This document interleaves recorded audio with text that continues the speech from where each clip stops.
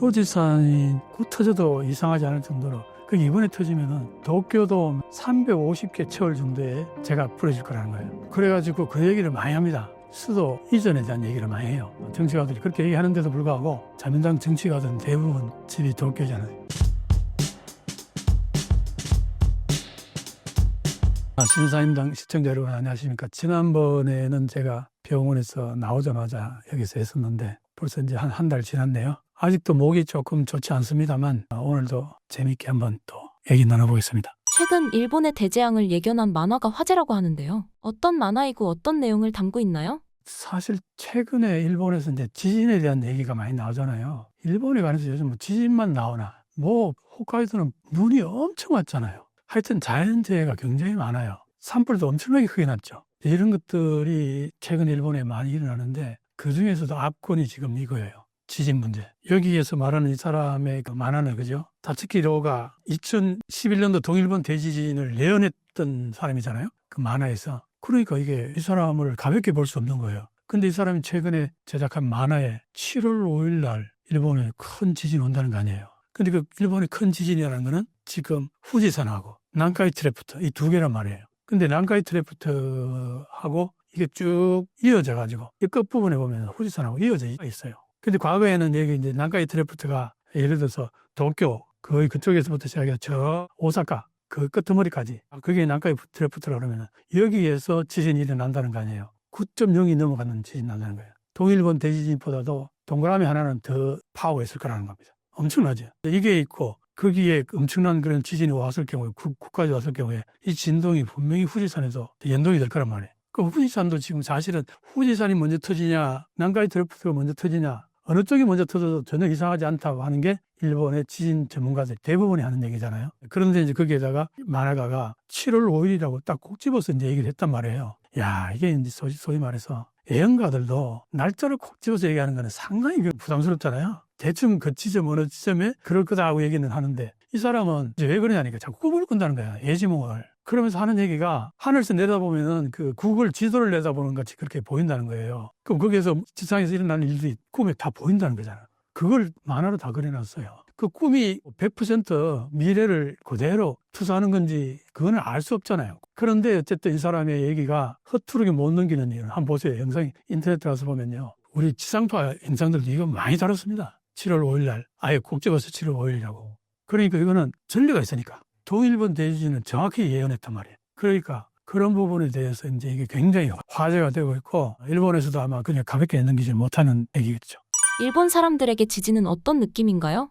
그게 이제 이런 것이 있어요. 일본 사람들은 지진이 많고 자연재해가 많다 보니까 죽음에 대해서 우리하고 많이 달라요. 죽음을 바라보는 시각이. 그래서 보면은 살고 죽는 거에 대해서 우리보다는 좀 초연한 것 같아요. 그러니까 죽은 경우에 우리는 어떤 사람이 죽으면 옆에서 엄청 감정을 드러내면서 울고 그걸 어떻게 보면은 애도하는 거기도 하지만 감정을 많이 드러내잖아요. 근데 일본 사람들은 거의 감정을 안 드러내요. 죽음 앞에서도. 죽음을 바라보는 시각이 한국인들하고 좀 다른 것 같아요. 그게 아마 워낙 자연재해 같은 걸로 인해서 언제 어떤 일이 벌어질지 모르고 그런 일들이 잦다 보니까 아마 그게 DNA에 그렇게 내재된 게 아닌가 그런 생각이 들어요.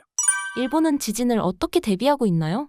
확실히 다른 게 이제 건물을 지을 때 내진 설계를 이제 많이 하죠. 지금은 고층 빌딩도 많이 올라간단 말이에요. 그 고층 빌딩 올라간 보면 밑에 건물 그 큰 밑에 이런 그 엄청난 뭐 이런 게 볼링 같은 것도 있어가지고 요것만 움직이는 거예요. 건물은 그대로 있고 이게 이제 요즘 공법이라. 그래서 높은 빌딩도 올릴 수 있고 그거는 이제 과학적으로 충분히 가능하니까. 그런데 이제 과거에 지은 집들은 그게 아니잖아요. 과거에 지은 집들은 내진 설계해서 지은 것들이 아니기 때문에 뭐 한번 뒤집어지면 뭐 그냥 다 그냥 건물들 그냥 쓰러지는 거 아니에요? 그러면 지금 내가 그 얘기를 자주 했었는데 일본은 자연재해가 있고 나면은 뭐 태풍이든 지진이든 있고 나면은 집이 다 파괴되고 한 사람도 어디 가겠어요? 피난처로 가야 될 거 아니에요?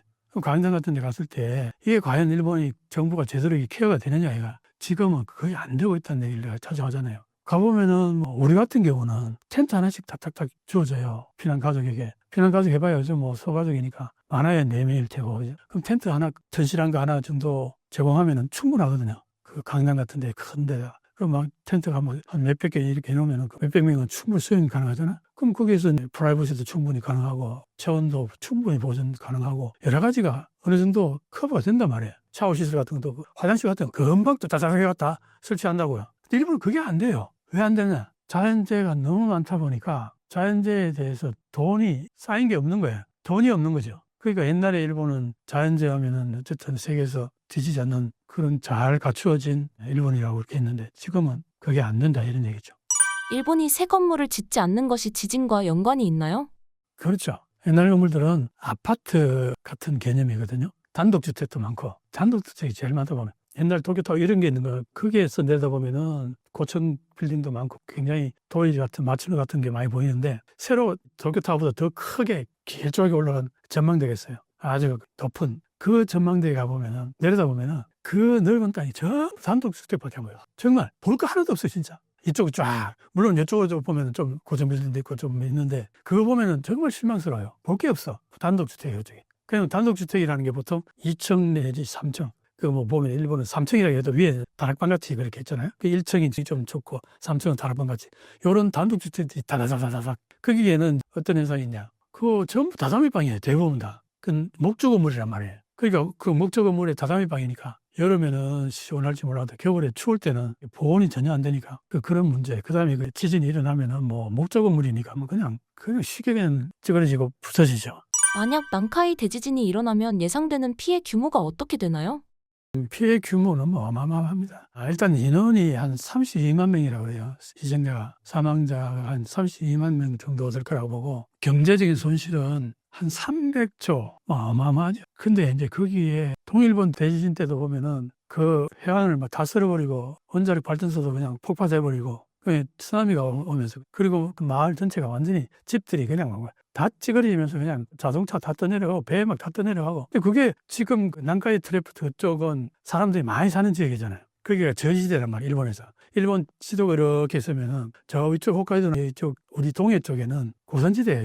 대부분 다. 3,000m 막 되는 기타 알프스라고 그러고 미남이 알프스라고 그러고 그러니까 거기에 이렇게 내려오는데 다 경사들이라 보니까 사람 살만한 데는 도쿄 그쪽에 태평양 쪽으로 연안 쪽으로 조금 평지들이 많죠. 그래서 이쪽도 마찬가지예요. 난카이 트레프트 이쪽도 보면은 태평양 쪽에 그쪽에 저지대하고 사람들이 살만한 평지들이 많지. 동해 쪽으로 가면 여전히 그 산이 좀 높단 말이야. 그러니까 이제 여기가 난카이 트레프트에서 여기 사고 나버리면은 일본인들이 그래도 삶의 터전이 제일 사람들이 많이 사는 지역이라고 그게. 그러니까 그런 부분들이 상당히 이제 우려스러운 거죠. 그래서 사실은 거기에서 돈 꽤나 있고 좀 살만한 사람들은 많이들 떠날 거예요. 다른 지역으로. 뭐 홋카이도로 이사를 간다는 사람들도 좀 있는 것 같고 아마 부산으로 오는 사람들도 꽤 있을 거예요. 부동산 같은 것들이.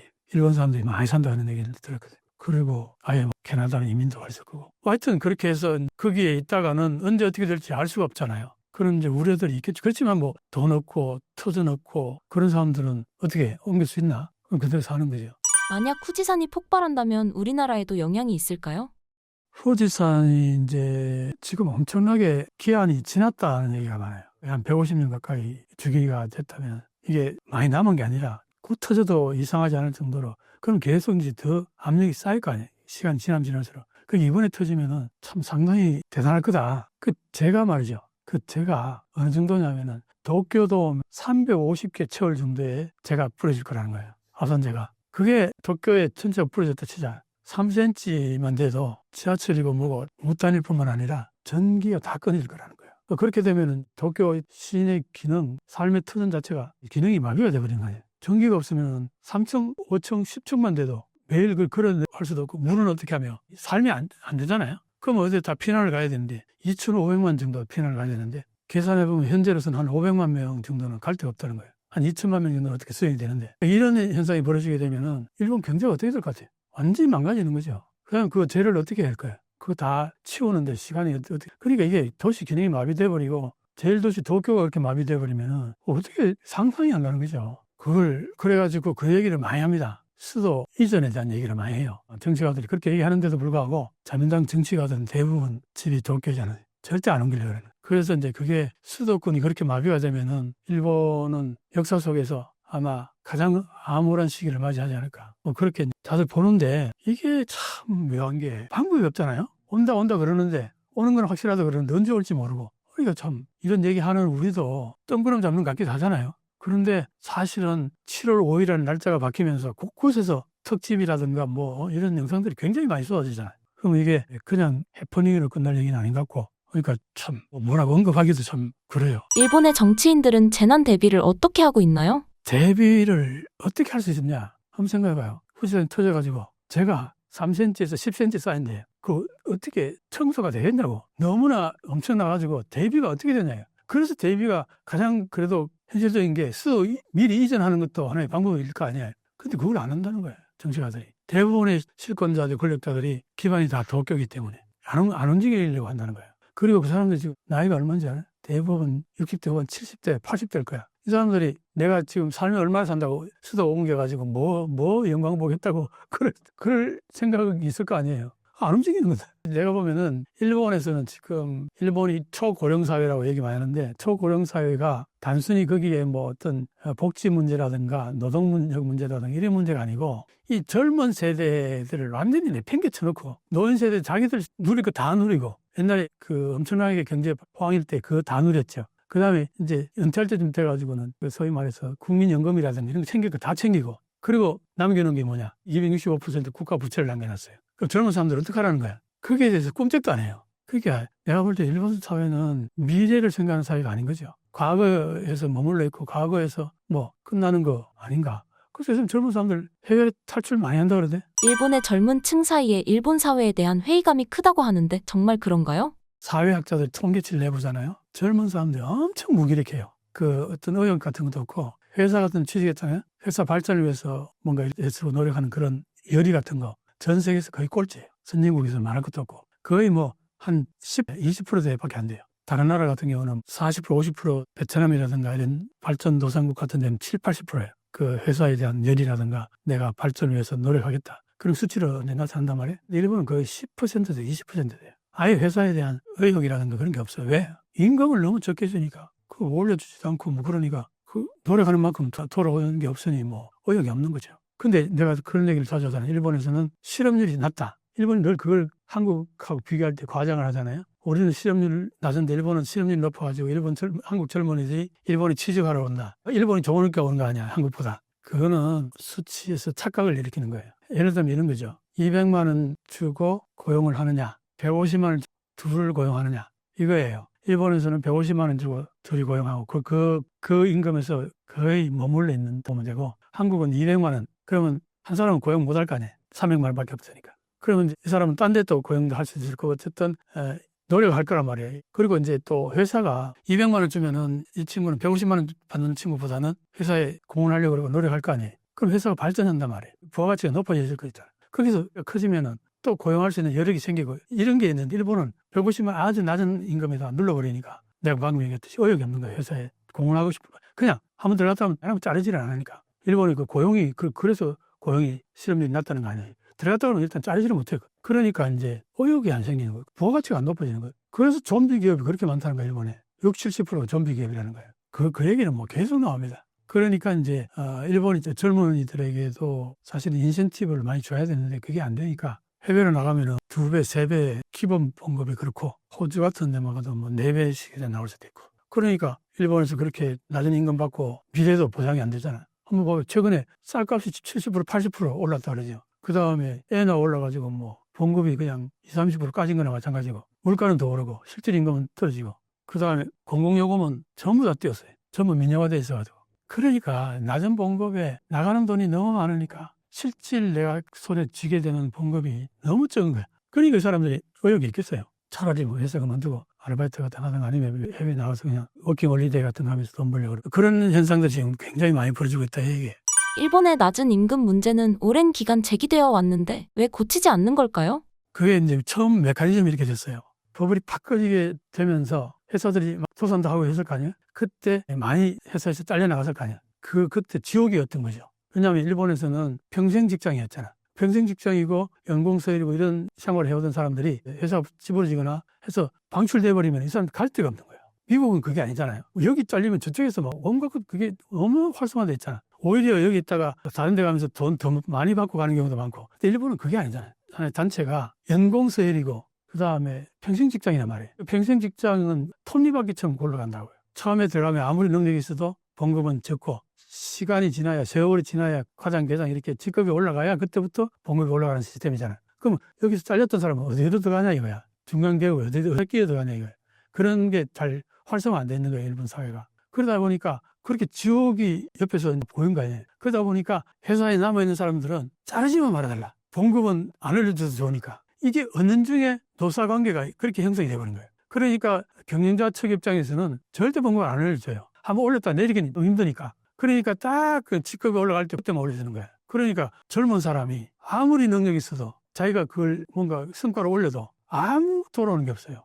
하겠어요? 안 하죠. 사회 전체가 그렇게 되보니까 그 활력이 떨어진 거죠. 어떤 일이라도 인센티브가 있어야 돼요. 자본주의에서는. 능력만큼 그게 돌아오는 게 있어야 더 하려고 그러고 더 노력하려고 그러고. 근데 그게 전혀 없다는 거예요. 그리고 또 하나 놀라운 거는 일본에서는 그 회사 직원들에 대한 교육을 전혀 안 시켜요. 거기에다 돈을 투자 안 해요. 참 그게 보면 그래서 일본의 경영 자체가 거의 후퇴하게 되는 큰 요인이라 그러게. 왜 안 시키냐. 그게 다 인건비를 삭감하는 게 코스트를 줄이는 걸로 생각하는 거예요.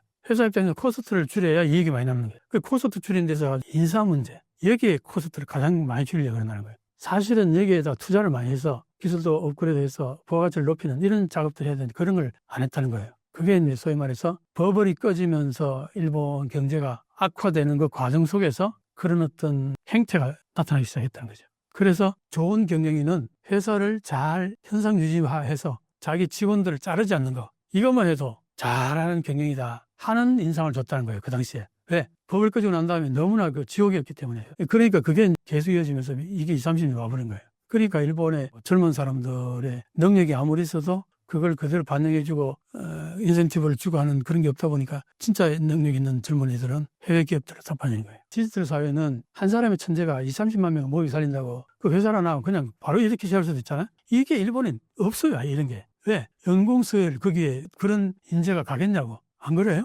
그리고 그런 인재가 그 회사 내에서 그런 능력을 발휘할 수 있는 기회를 안 줘요. 쓸데없는 소리 하지 말고 시키는 일이나 해. 딱 그거예요. 그리고 젊은 놈이 개인이 뭐 안다고 깝죽거리면 되게 싫어해요. 그 소위 말 꼰대들이. 그래서 그 얘기 진짜 많이 나오는데 연공서열이다 보니까 나이가 들면서 봉급이 올라가잖아. 엄청난 봉급 받으면서 일하는 오지상들이 그렇게 많다는 거. 아저씨들이. 그게 일본 기업의 문제라고 학자들이 그런 분석들을 많이 해놨어요. 일 안 하는 오지상들 봉급은 엄청 받아가고 그런 사람들이 젊은이들의 그 아이디어 같은 것들을 사주겠네. 왜? 괜히 팀에는 보기 싫은 거야. 자기는 능력 없는데 자기보다 능력이 있어서 이러고 그러면은 자기 불안할 거 아니야. 이게 일본의 지금 현재 시스템이 말이 돼요? 여기서 무슨 발전이 있겠어요? 그래서 일본에서도 이제 그런 변화를 꾀하는 회사들도 꽤 많이 나와요. 연공서열 이게 문제가 있다. 그런 글들이 계속 나오고 있어요. 근데 그게 또 긍정적인 요인들이 있으니까 봐라. 고용이라든가 고용 안정이라든가 이런 긍정적인 요인이 있다는 것 때문에 일본은 그래서 일본 사회는 사회주의 국가라는 인상이 굉장히 강하다고 그랬잖아요. 이게 참